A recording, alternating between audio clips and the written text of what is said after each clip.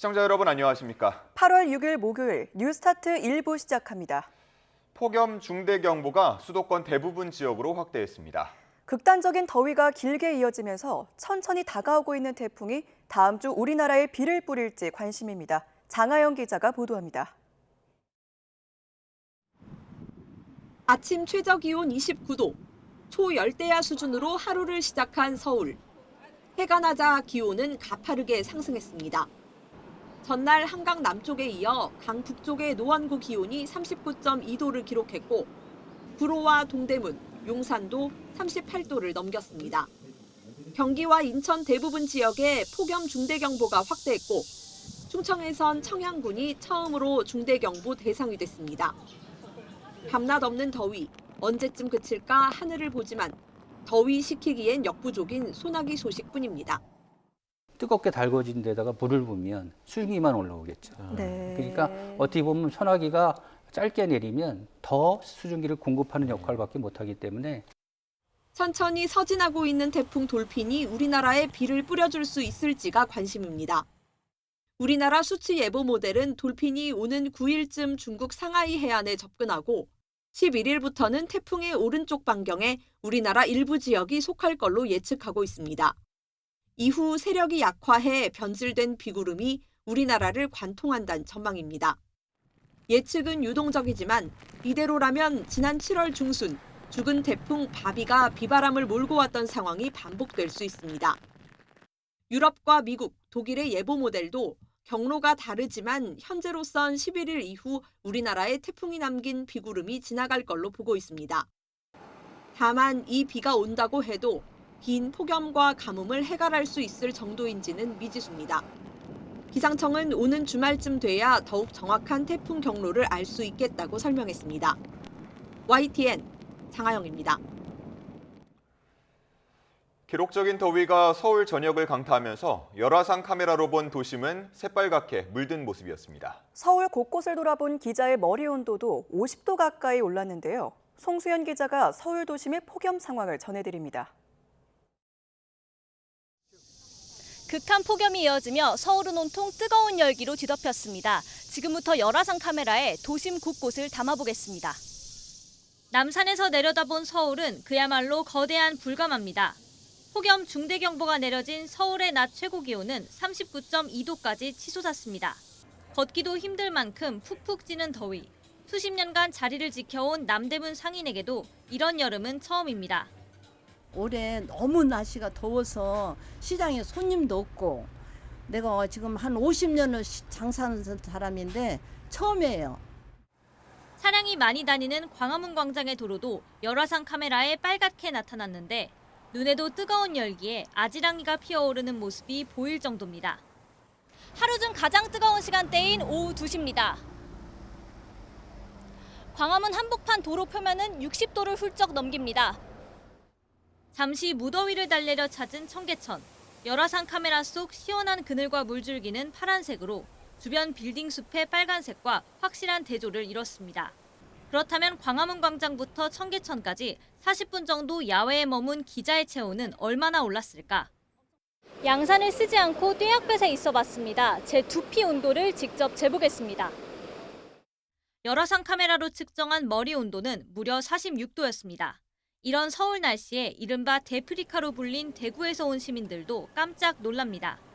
너무 더우니까 야외 활동하기가 좀 너무 힘들고 더울 때 그래도 부채질까지 하면은 좀 더 시원한 것 같아가지고 그래야 또 부채도 좀 들고 나왔어요. 갈수록 뜨거워지는 도심. 외부 활동을 할 땐 양산과 모자를 챙겨 온열 질환을 예방해야겠습니다. YTN 송수연입니다. 그제 하루 전국 온열 질환자가 200명에 육박한 것으로 집계됐습니다. 질병관리청이 발표한 그제 기준 전국 온열 질환자는 198명이었고 이 가운데 사망자는 1명으로 나타났습니다. 환자 숫자는 올해 들어 두 번째로 많은 수치로 올해 전체 누적 환자는 2,441명으로 늘어났습니다. 누적 추정 사망자도 21명으로 늘어 지난해 같은 기간 누적 사망자 숫자인 20명을 넘었습니다. 맹위를 떨치던 경남 지역 폭염 기세가 이제 한풀 꺾였지만 여전히 무더운 날씨가 이어지고 있습니다. 강하게 내리쬐는 태양에 사람뿐만 아니라 밭에서 자라는 과일도 화상을 입는 햇볕 대임 현상이 나타나고 있다고 합니다. 이명준 기자입니다. 국내 단감 주산지인 경남 창원. 이곳에서 25년 동안 단감 농사를 지은 안희근 씨는 요즘처럼 고민이 깊었던 적이 없습니다. 단감 표면이 누렇게 변하거나 검게 그을리는 햇볕 대임 현상 때문입니다. 비 한 방울 없이 강하게 태양이 내리쬐는 최근 날씨가 주범으로 꼽힙니다. 부족한 수분을 보충하려고 열흘에 한 번꼴로 주던 물도 3에서 5일에 한 번 주고 있지만 역부족. 이대로 추석 대목을 망칠까 걱정입니다. 작년보다도 올해가 아무래도 더 심한 것 같으니까 상품성이 거의 현저하게 떨어지지 않겠나 그렇게 생각합니다. 추석 대목도 지금 기대하기 상당히 어렵게 됐습니다. 햇볕에 노출된 부분은 햇볕 대임 현상이 나타나고 있지만 햇볕을 덜 받는 아래쪽은 푸른색을 띠고 있는 상황. 이렇게 뒤집어져 열린 감은 익어가면서 무게가 실려 위아래가 뒤집히는데 그렇게 되면 푸른색이었던 부분도 햇볕 대임 피해를 입을 가능성이 있습니다. 기온이 40도를 넘긴 밀양 사과밭도 상황이 비슷합니다. 껍질 일부가 갈색으로 변했고 단단하던 과육이 물러졌습니다. 사과 농민은 자연 앞에서 무기력함을 느낍니다. 자연 앞에서는 우리가 100% 이길 수가 없습니다. 이번에 날씨가 41도씩 이런 식으로 올라가니까 한번 우리가 그래 방계를 해도 자연을 전체 우리가 이길 수가 없습니다. 햇볕 대임 피해는 이제 시작으로 지역 곳곳에서 발생할 거라는 게 전문가 분석입니다. 8월뿐만 아니라 9월까지도 이렇게 고온 현상이 계속 이어질 수밖에 없겠는 이런 상황이 되기 때문에 앞으로 다양한 노지 가수들에서 이런 대임 현상들이 좀 많이 발생할 거라고 저희는 예측을 하고 있습니다. 기세가 한풀 꺾이긴 했지만 폭염이 여전한 경남 지역. 당분간 비 예보도 없어 과수 농민은 앞으로가 더 걱정입니다. YTN 이명준. 이재명 대통령은 검사의 보안 수사권을 둘러싼 논란은 일단락됐다며 검사의 수사권을 전면 폐지한 형사소송법 개정안에 힘을 실었습니다. 법안에 우려를 표하며 물러나겠다는 뜻을 밝혔던 정성호 법무부 장관의 사의는 만류했습니다. 홍민기 기자입니다. 보안 수사 등 검사의 직접 수사 폐지를 골자로 한 형사소송법 개정안이 국무회의를 통과한 다음 날 이재명 대통령은 행정안전부와 법무부 등의 업무보고에서 관련 논란이 일단락됐다며 수사 기소 분리 원칙을 재확인했습니다. 보안 수사를 하냐 마냐 논란이 많았는데 어쨌든 이건 이제 일단락이 된 거고. 네. 다만 검사의 보안 수사 요구만으로 경찰의 수사 독점에 따른 불안을 해소할 수 있을지를 따져 물었습니다. 이제는 뭐 내부 문제로 걸리지만 않으면 피해자만 어떻게 적당히 입을 막으면 사건을 암장하는 게 매우 쉬워진 측면이 있죠. 경찰이 종결한 사건 기록도 공소청 검사에게 넘기게 돼 있다는 답변에 꼼꼼한 기록 검토와 확인을 주문했습니다. 싹 한번 뒤져보면 되는 거 아니에요? 그것도 국민에 대한 서비스잖아요. 피해자 보호를 위한. 근데 지금 송치된 사건 처리만도 지금 뭐 굉장히 지연되고 이제 수사 안 하면 수사할 사람들은 그거 하면 되지 뭐. 보안 수사를 포함해 검사의 직접 수사를 폐지한 데 따른 대책을 점검한 이 대통령은 시행을 앞둔 형사소송법 개정안을 이렇게 평가했습니다. 그럼 지금 현재 상태로 뭐 엄청나게 심각한 문제가 생겼다고 보기는 좀 그런데? 앞서 전날 열린 국무회의에선 잘 버티시라며 정성호 법무부 장관의 사의를 사실상 반려했습니다. 인사권자로서 형소법 개정안이 여당 주도로 국회를 통과하는 과정에서 사의를 밝힌 정 장관에게 직을 유지해달라는 뜻을 전달한 겁니다. 오는 10월 공소청 출범 등 형사사법제도에 큰 변화를 앞둔 만큼 제도 안착을 위해 책임을 다해달라는 이 대통령의 의중이 담긴 거란 해석입니다. YTN 홍민기입니다. 이재명 대통령이 내일 2차 부동산 공급 점검 회의를 열어 수도권 주택 공급 대책을 논의하기로 했습니다. 청와대는 이 대통령이 지난 3일 부동산 주식시장 점검 회의에서 지시했던 부동산 정책 점검 2차 회의를 7일 오후 2시에 비공개로 주재할 예정이라고 전했습니다. 이는 이 대통령이 지난 3일 미국과 남미 등 순방을 마치고 귀국한 당일 7시간 넘는 마라톤 회의를 한 지 나흘 만입니다. 주식시장 변동성에 부동산 세제 개편안 발표로 여론이 요동치자 국민의힘은 이재명 정부 경제 정책에 대한 집중 포화에 나섰습니다. 민주당은 여론 진화에 총력을 쏟고 있지만 법력권에서조차 공개적인 문책이 쏟아지고 있습니다. 박정현 기자입니다. 급등락을 반복하는 롤러코스피 장세 속 개미들의 이탈이 가속화되자 국민의힘에선 단일 종목 ETF 도입 과정에 대한 특검론을 띄웠습니다. 관계부처 반대를 무릅쓰고 김용범 청와대 정책실장이 레버리지 ETF 도입을 밀어붙인 데 다른 배경이 작용한 건 아닌지 확인할 필요가 있다는 겁니다. 로비나 부정한 결탁에 따른 것이 아닌지 당연히 의심해 봐야 되는 것 아닙니까? 김용범 실장의 아들과 이찬진 금감원장의 아들 두 사람 모두 미래에셋 자산운용이라는 증권사에 근무하고 있지 않습니까? 주식시장 혼란 국면에서 지방선거를 앞두고 국민노후자금 연기금이 주가 부양에 이용된 건 아닌지 점검할 필요가 있다며 의심의 저변도 넓혔습니다. 동시에 세제 개편안 발표를 계기로 부동산 심판론에도 화력을 지피고 있습니다. 공정과세다, 합리화다 하는데 이게 도대체 지금 고금리, 고물가 그리고 주택난에 시달리는 국민들한테 무슨 도움이 된다는 건지 핀셋이 아니라 도끼로 보입니다. 민주당은 이번 세제 개편안은 실수요자를 보호하고 왜곡된 과세 구조를 바로잡는 정상화 과정의 일환이라 엄호했습니다. 공급 없이 세금만 올린다는 야당 공세엔 정면 반박하며 신속한 공급 대책 추진을 위한 상임위 총동원령을 선언했습니다. 조세 형평성에 맞게 부담을 정상화하자는 것입니다. 세제와 공급은 양자택일의 문제가 아닙니다. 상임위원회를 총동원해 주택시장 안정화 TF를 확대, 개편, 운영하겠습니다. 다만 민주당 내부에서도 수도권을 중심으로 부동산 민심 악화에 대한 우려가 공공연히 제기되는 상황 속 법률권 내부에서조차 김용범 실장을 비롯한 청와대 책임론이 제기되면서 난처한 표정도 역력합니다. 이러한 가운데 김용범 실장은 오세훈 서울시장과 전격 회동했습니다.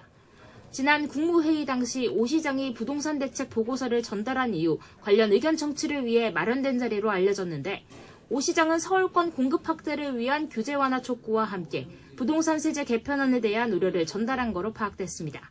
YTN 박정현입니다. 오늘의 주요 경제 일정입니다. 한국부동산원이 8월 첫째 주 아파트 가격 거래 동향을 발표합니다. 지난 월요일을 기준으로 집계됐기 때문에 정부의 세제 개편안 발표 직전 부동산 시장 분위기를 알 수 있는 지표가 될 전망인데요. 앞서 지난주에는 세제 개편을 앞두고 매수자들의 관망세가 짙어지며 서울 아파트 매매 가격 상승세가 2주 연속으로 둔화하기로 했습니다. 정부 부동산 세제 개편안 발표와 관련해 서울시도 오늘 토론회를 열고 시민의 목소리를 듣겠다고 밝혔습니다. 재개발, 재건축을 비롯해 서울시 차원에서 공급을 늘릴 수 있는 정책이 나올지 관심이 모입니다. 10시부터 시작인데 유튜브로도 생중계됩니다. 이마트와 롯데마트가 오늘부터 추석 선물 세트 사전 예약에 들어갑니다. 고물가 속에 선물 세트 예약 기간을 늘려 수요를 미리 확보하겠다는 구상입니다.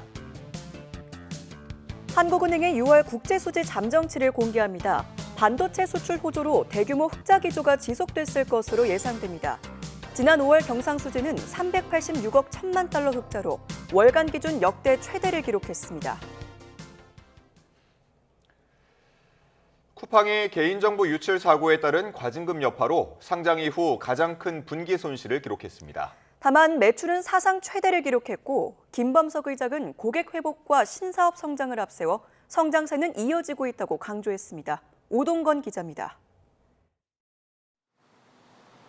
쿠팡이 2분기 영업 손실 8,350억 원을 기록하며 뉴욕 증시 상장 이후 가장 큰 분기 적자를 냈습니다. 개인정보 유출 사고에 따른 6,247억 원 규모의 과징금이 반영된 영향이 컸습니다. 쿠팡은 이를 뺀 영업 손실은 2,192억 원 수준이라고 설명했습니다. 올해 상반기 누적 영업 손실은 1조 1,895억 원에 달했습니다. 수익성은 악화됐지만 외형 성장세는 이어졌습니다. 매출은 13조를 넘어 역대 최대를 기록했고 로켓 배송이 포함된 핵심 쇼핑 사업과 타이완과 쿠팡이츠 등 성장 사업도 증가세를 이어갔습니다. 활성 고객도 2,470만 명으로 늘었습니다. 김범석 의장은 개인정보 유출 사고 이후 이탈했던 고객 대부분이 돌아왔고 성장의 근본적인 흐름은 변하지 않았다고 강조했습니다. The vast majority of the spend the incident disrupted is back and growing the way it did before.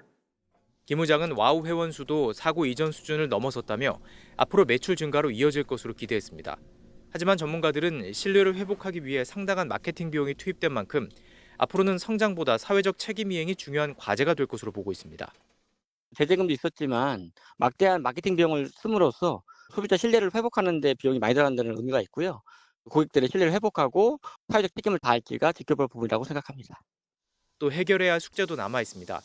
쿠팡은 최근 국세청 세무조사에 따른 약 3천억 원의 추가 세금의 불복 절차를 진행할 예정이며 인천 물류센터 화재 손실도 3분기부터 반영될 예정입니다. 여기에 개인정보 유출 과징금을 둘러싼 한미 간 외교적 논란도 이어지고 있습니다. 쿠팡은 성장 흐름 회복을 자신하고 있지만 세금과 물류센터 화재 손실 등 추가 비용이 예고된 만큼 다음 분기 실적이 쿠팡의 회복 여부를 가늠할 분수령이 될 전망입니다. YTN 오동건입니다. 55세에서 79세 사이 고령 인구 가운데 취업자 수가 1,000만 명을 돌파했습니다. 고령자들의 은퇴 희망 시점도 평균 73.6세로 점점 높아지고 있는데요. 직업능력개발훈련 참여 비중은 오히려 낮아졌습니다. 국가데이터처가 발표한 고령자 취업 관련 통계, 이승은 기자가 보도합니다. 지난 5월 기준 55세에서 79세 사이 취업자가 1,012만 5천 명을 기록했습니다. 2005년 관련 통계를 작성하기 시작한 이후 처음 1,000만 명을 넘었습니다. 10년 사이 51%가 늘어 15세 이상 취업자 3명 가운데 1명을 넘었습니다. 고령층 인구 증가와 더불어서 고령층 10명 중 7명 정도가 지금 당내 근로를 희망하고 계시고, 그리고 가장 오래 근무한 일자리에서의 평균 근속 기간도 이번에 0.5개월 정도 증가한 그런 경향들이 반영된 부분이 있는 것 같습니다. 가장 오래 근무한 일자리를 그만둘 때 나이도 평균 53세로 0.1세 늘었습니다. 55세에서 79세 인구의 경제활동 참가율은 60.9%, 고용률은 59.5%로 역대 최고를 기록한 지난해와 같았습니다. 앞으로 일하고 싶다는 고령자 비율은 69.2%였습니다. 근로 희망 연령, 그러니까 희망 은퇴 시점도 73.6세로 늦춰졌습니다. 일을 원하는 이유에 대해 생활비에 보태기 위해서라는 응답이 여전히 과반이었습니다. 하지만 비중이 1%포인트나 낮아졌고 일하는 즐거움 때문이라는 응답이 5년 연속 늘었습니다.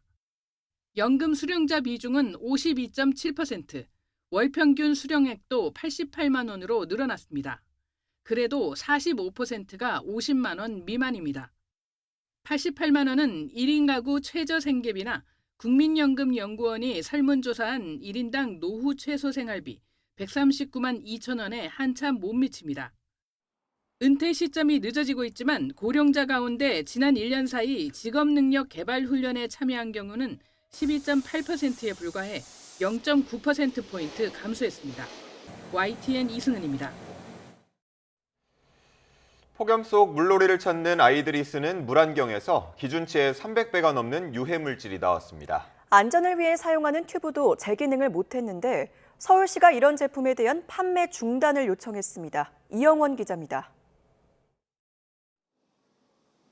푹푹 찌는 무더위에 야외 수영장은 발 디딜 틈이 없습니다. 튜브를 끼거나 물안경을 쓴 아이들은 따가운 햇볕도 아랑곳하지 않고 물장난에 그저 신이 납니다. 날이 너무 덥고 하니까 애들 좀 시원하게 하려고, 그리고 여기 물이 좀 깊으니까 그렇게 튜브 챙겨와서 애들이랑 시원하게 놀고 있어요. 애들이 저 물놀이 너무 하고 싶다 해가지고 아무래도 여기 사람이 많고 하다 보니까 눈병도 좀 보호하고 그 물속에 잠수할 때도 쓰고 하기 때문에 물안경 끼고 왔습니다. 좋아요. 이렇게 물놀이를 즐기거나 안전을 위해 사용하는 물안경과 튜브지만 싼 가격에 혹해 중국 직구를 했다가는 낭패를 보기 쉽습니다. 알리 같은 사이트에서 산 물안경을 검사했더니 본체와 귀마개에서 프탈레이트 가소제가 국내 기준치의 최대 3.4배나 검출됐습니다. 특히 보관용 지퍼백에서는 프탈레이트 가소제가 최대 325배, 발암성 물질인 카드뮴은 3.8배 넘게 나왔습니다. 프탈레이트계 가소제는 우리 사람의 내분비계 작용을 혼란시키고 그리고 생식 기능에 문제가 될 수가 있습니다. 재기능을 못하는 엉터리 제품도 확인됐습니다. 이 물안경은 밴드와 버클 내구성이 낮아 물이 새거나 부품이 떨어져 아이가 집어삼킬 위험이 컸습니다. 또 튜브는 두께가 기준치보다 얇아 쉽게 터질 수 있어 물놀이 안전사고가 우려되는 수준이었습니다. 서울시는 직구 사이트에서 파는 20개 제품 가운데 이렇게 문제가 드러난 물안경 등 6개 용품에 대한 판매 중단을 요청했습니다. YTN 이영훈입니다.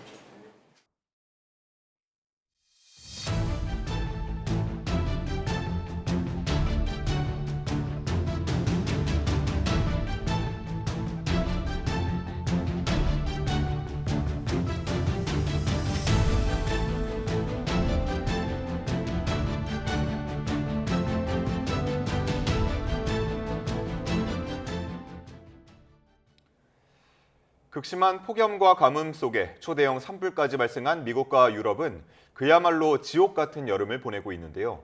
이러한 재앙이 우리나라에서도 발생할 수 있다는 분석이 나왔습니다. 극한 더위와 심한 가뭄으로 이번 달 전국 산불 위험도가 역대 2번째까지 크게 치솟았습니다. 정혜윤 기자가 보도합니다. 40도를 넘나드는 폭염 속에 순식간에 산림을 삼켜버린 거대한 불길. 선진 방제 시스템을 갖춘 프랑스와 미국은 물론 지중해 대표 휴양지인 그리스까지 사상 최악의 산불 앞에 속수무책으로 무너졌습니다. 수십만 명이 피난길에 오르고 국가 비상사태가 선포되는 등 전 세계가 폭염, 가뭄, 산불까지 연쇄 재앙에 신음하고 있습니다. 이 치명적인 기후 비극이 한반도에서도 현실화될 위기에 놓였습니다. 극한 폭염에 경남 지방 누적 강수량은 평년의 20%대로 53년 내 역대 최저치를 기록했습니다. 대기와 지표면은 물론 전국의 산림까지 바싹 말라 작은 불씨만 생겨도 크게 번질 수 있는 화약고로 변한 겁니다. 국립산림과학원이 기상 빅데이터와 위성 수치 예보로 분석한 올해 8월 산불 위험도는 강원 일부를 제외한 전국이 위험 수준입니다. 과거 39년 분석 자료 중 상위 5.1%로 역대 2위를 기록했습니다.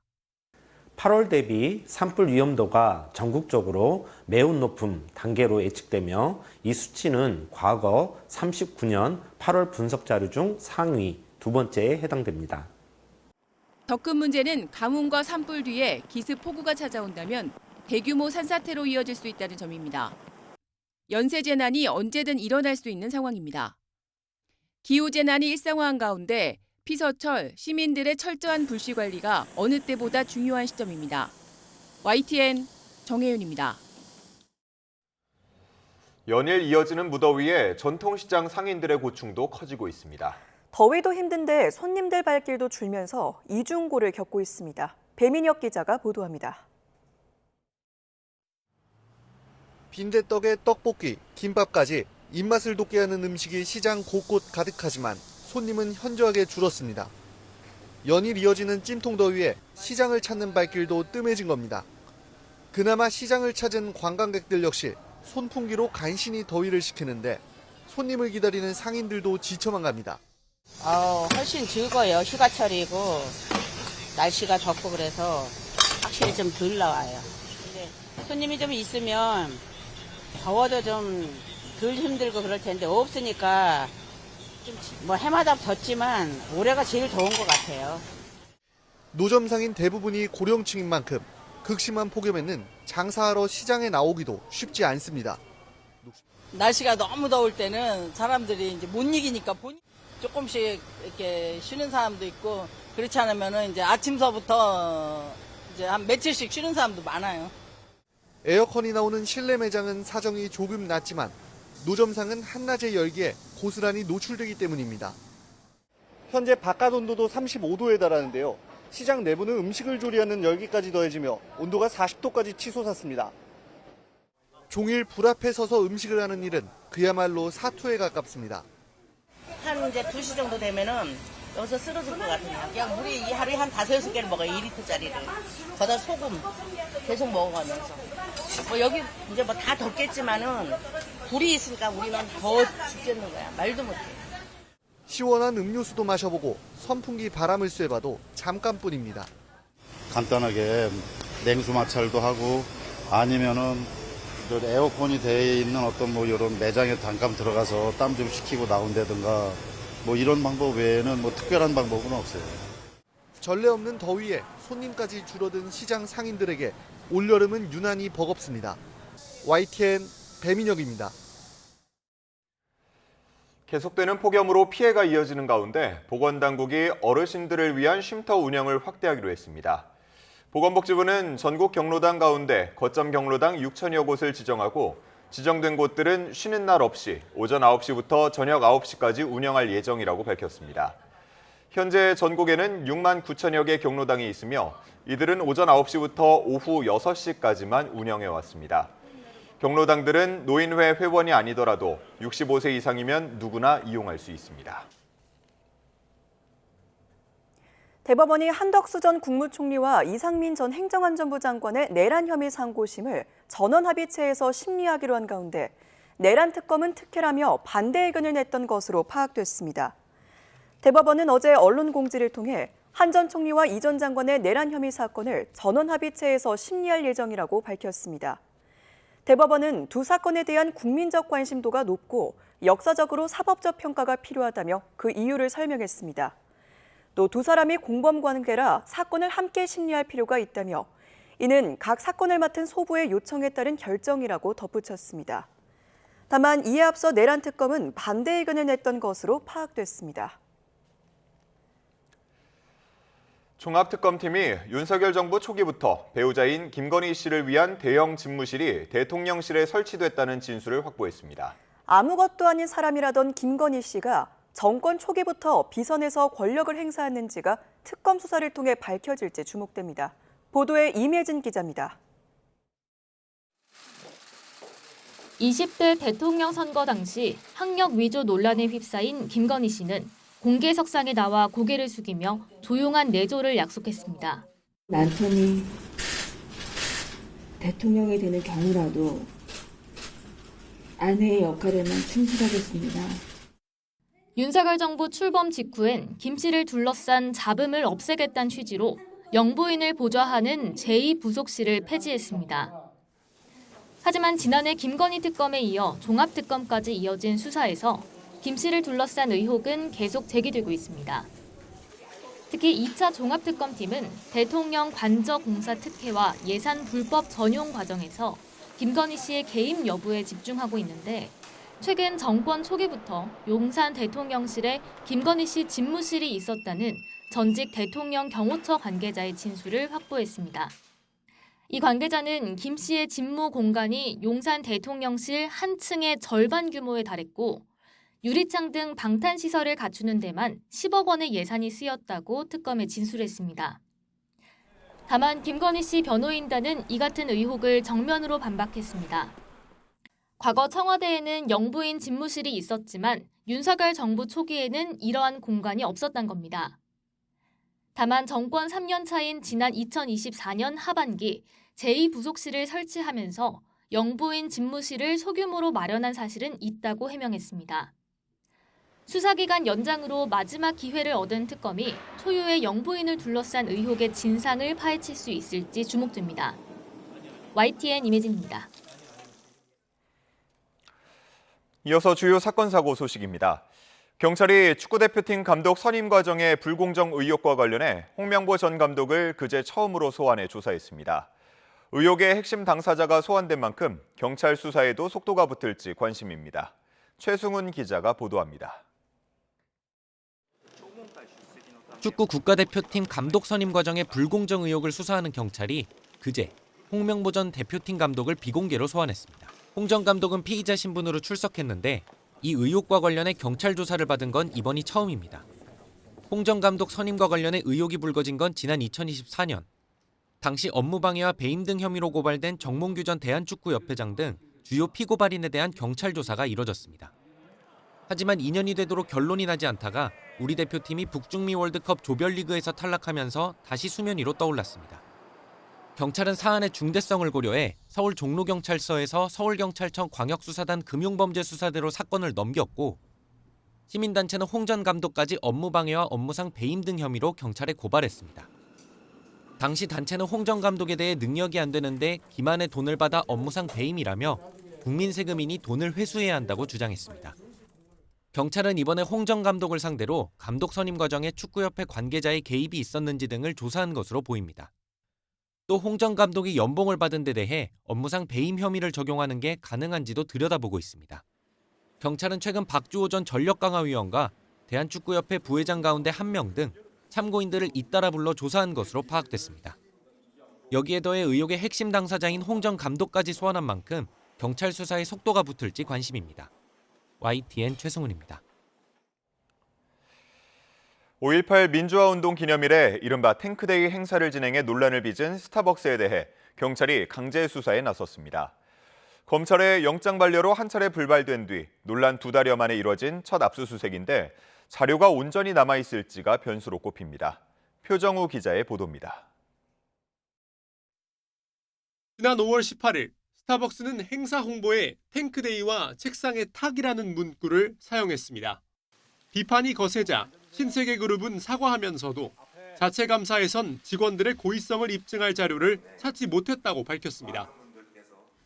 5.18 민주화운동 유가족 여러분, 박종철 열사 유가족 여러분, 광주 시민 여러분, 그리고 국민 여러분들께 신세계그룹 회장으로서 진심으로 머리 숙여 사죄드리며 여러분들의 용서를 구합니다.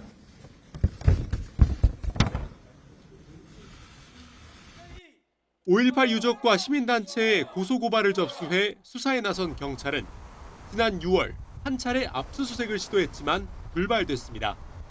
이후 경찰은 보강 수사를 거쳐 2달여 만에 스타벅스 코리아 본사 등에 대한 강제 수사에 나섰습니다. 영장엔 모욕 혐의가 적시된 걸로 확인됐습니다. 앞서 신세계그룹은 자체 감사 당시 행사기획 직원 일부가 휴대전화를 제출하지 않아 조사에 한계가 있었다고 밝혔는데 경찰은 이 감사가 부실하게 이뤄진 정황을 확인했다며 압수수색 배경을 설명했습니다. 또 당시 사측이 제출받지 못했던 직원들의 휴대전화와 행사 관련 내부 자료를 확보하는 데 주력했다고 설명했습니다.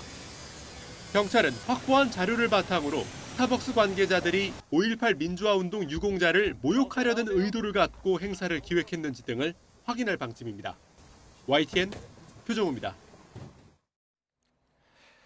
폭발물 분석 실험을 하던 경찰 특공대원들이 파편에 다쳐 병원으로 옮겨졌습니다. 어제 오후 3시 20분쯤 경북 안동시 정하동에 있는 경북경찰청 특공대 훈련장에서 폭발물 분석 실험을 하다가 폭발 사고로 특공대원 2명에게 파편이 튀었습니다. 이들은 얼굴 등을 다쳐 병원으로 옮겨졌고 생명에는 지장이 없는 것으로 파악됐습니다. 경찰은 정확한 사고 경위를 조사하고 있습니다. 경북 포항 북부경찰서는 다른 환자를 물건으로 때려 숨지게 한 혐의로 70대 A씨를 체포해 조사하고 있습니다. A씨는 지난 2일 오후 1시쯤 포항시 장성동에 있는 요양병원에서 같은 병실에 입원 중인 60대 환자를 주변에 있던 물건으로 때려 숨지게 한 혐의를 받습니다. 사건 당시 두 사람 사이에 별다른 다툼은 없었고 A씨가 갑자기 피해자를 공격한 것으로 조사됐습니다. 경찰은 A씨에 대해 구속영장을 신청하고 조사가 마무리되면 살인 혐의로 송치할 계획입니다. 호르무즈 해협을 지나는 상선들의 안전한 통항로 구축을 위한 협상을 벌여온 이란과 오만이 항로의 지리적 좌표에 합의했다고 이란이 밝혔습니다. 이스라엘은 이란이 핵무기 개발을 포기하지 않을 것이라며 합의에 냉소적인 반응을 보였습니다. 한상옥 기자입니다. 에스마일 바가이 이란 외무부 대변인이 현지 시간 5일 이란과 오만이 호르무즈 해협을 통과하는 해상 항로의 지리적 좌표에 합의했다고 밝혔습니다. 바가이 대변인은 이란 관계 당국이 기술과 법률, 안보, 환경 등 다양한 측면을 심도 있게 검토했다고 말했습니다. 이어 제한된 항로의 지리적 좌표에 대한 합의가 이루어졌고 두 나라 간 공동 성명이 현재 마무리 단계에 있다고 설명했습니다. انجام شده یعنی ما دیگه پیشرفت‌های بسیار زیادی حاصل شده در گفتگوها با عمان و این پیشرفت‌ها در آستانه نهایی شدن هست. 이번 합의가 실행될 경우 이란의 호르무즈 해협 진입 선박에 대한 통제권이 실질적으로 주어지는 셈이어서 이란에 대한 주요 양보 조치 중 하나가 될 것으로 분석됩니다. 하지만 바가이 대변인은 미국의 해상 공세를 비롯해 해협을 불안정하게 만드는 요인들이 여전히 존재해 이란과 오만 간의 합의만으로는 선박의 안전을 완벽히 보장할 수 없다고 선을 그었습니다. 앞서 트럼프 미국 대통령은 이란과 매우 좋은 논의를 진행 중이며 호르무즈 해협이 곧 다시 열릴 거라고 밝혔습니다. On the Strait of Hormuz, active reporting that you might open as soon as tomorrow. Could happen. Tomorrow is the next thing. 이란과 오만의 합의와 관련해 네타냐후 이스라엘 총리는 부정적인 반응을 보였습니다. 이란이 여전히 핵무기 개발을 포기하지 않고 있다고 주장하며 끝까지 저지하겠다고 강조했습니다. קיומה של ישראל אינו נתון למשא ומתן, עם הסכם או בלי הסכם. 미국의 낙관적인 입장과 달리 이란의 신중한 태도와 이스라엘의 부정적 반응이 겹치면서 호르무즈 해협의 완전한 재개방까지는 상당한 진통이 따를 거로 보입니다. YTN 한상욱입니다. 이란 전쟁에서 미국의 인공지능 작전 능력을 지켜본 중국이 AI 군사화에 박차를 가하고 있습니다. 타이완은 격퇴 훈련에 돌입했는데 우크라이나 전쟁에서 활약한 무인 드론으로 맞서는 양상입니다. 베이징 강정규 특파원입니다. 중국 공군의 젠흥 세븐 전투기가 로켓을 쏘고 훙6 전략 폭격기는 폭탄을 퍼붓습니다. 지상에선 훙치9 요격 미사일이 불을 뿜습니다. 수십 대의 무기가 동시에 투입되는 현대전에서 수백 개의 표적을 선별해 화력을 배분하는 능력.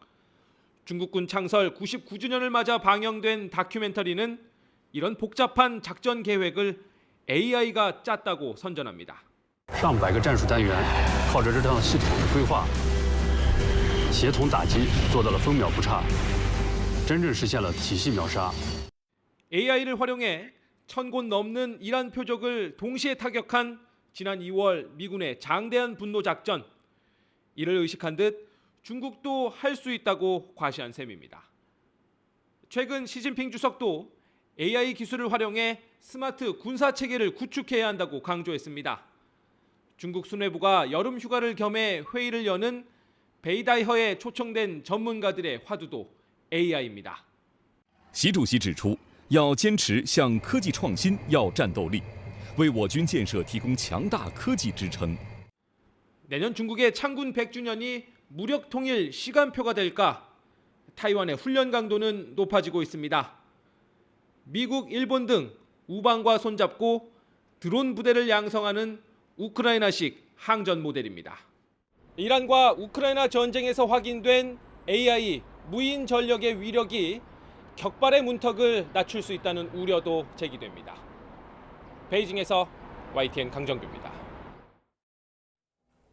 석유 시설에 이어 물류 창고를 겨냥한 러시아와 우크라이나의 공방이 확대되면서 민간인 피해가 커지고 있습니다. 독일 공항에선 폭발물이 장착된 드론이 발견돼 한때 비상이 걸렸습니다. 정유신 기자가 보도합니다.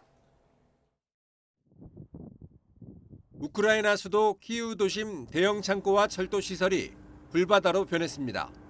소방관들이 긴급 진화에 나섰지만 거센 불길이 쉽게 잡히지 않습니다. 현지 시간 5일 새벽 키이우 시내 물류 시설들이 러시아 탄도미사일의 집중 공격을 받았습니다. Не спимо вже 5 років. Сна немає, нічого. Людей страх, постійний страх. 현재까지 최소 17명이 숨지고 50여 명이 다쳤습니다. 우크라이나는 20여 발의 탄도미사일을 한 발도 요격하지 못해 피해가 컸습니다.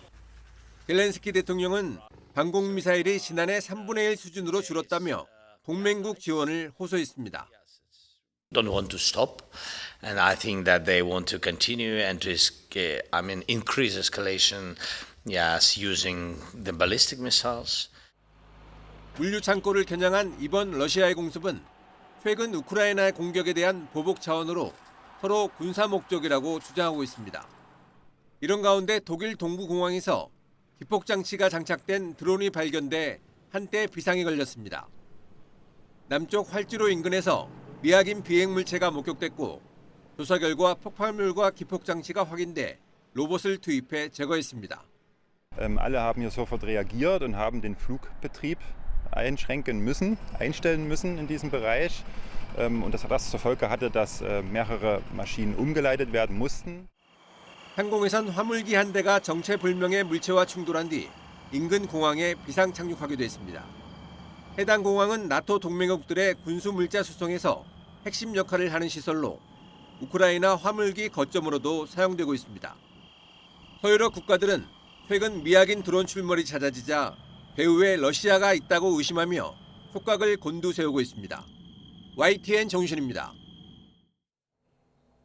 교육부가 우수한 청년들을 지방에 유입시키기 위해 지방국립대 학생들에게 지급하는 국가장학금을 대폭 확대한다고 밝혔습니다. 지역 인재장학금도 개편해 지역 사립대에 다니는 우수 학생들에 대한 지원도 강화하기로 했습니다. 장학금 확대 규모와 시행 시기는 올 하반기에 결정할 계획입니다. 또 기업이 요구하는 5극 3특 지역 인재를 지방대학들이 신속하게 양성할 수 있도록 지역협약정원제와 인재양성 신속 트랙제도 신설하기로 했습니다.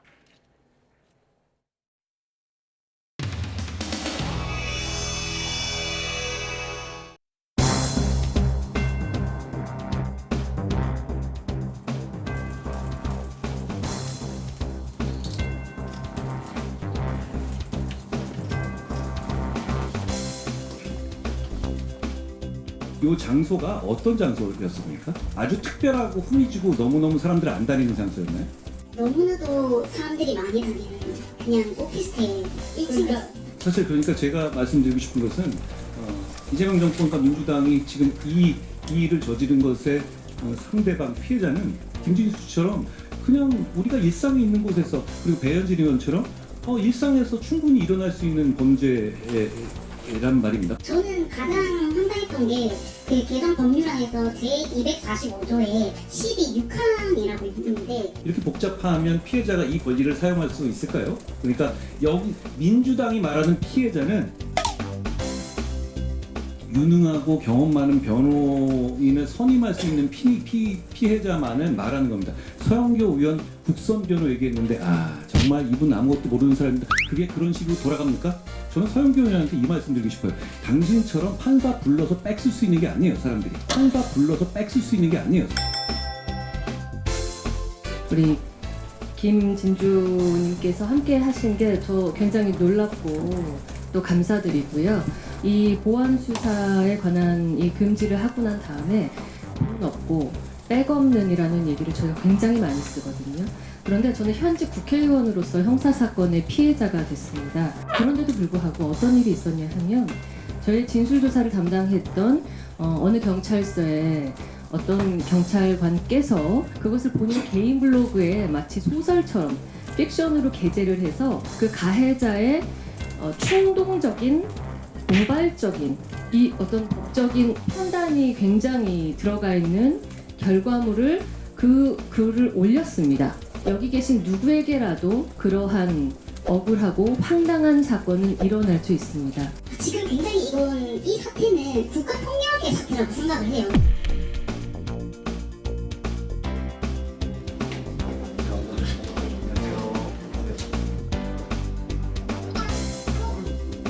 김종호 의원님, 돌려차기 한번 하죠. 돌려차기 한번 하죠.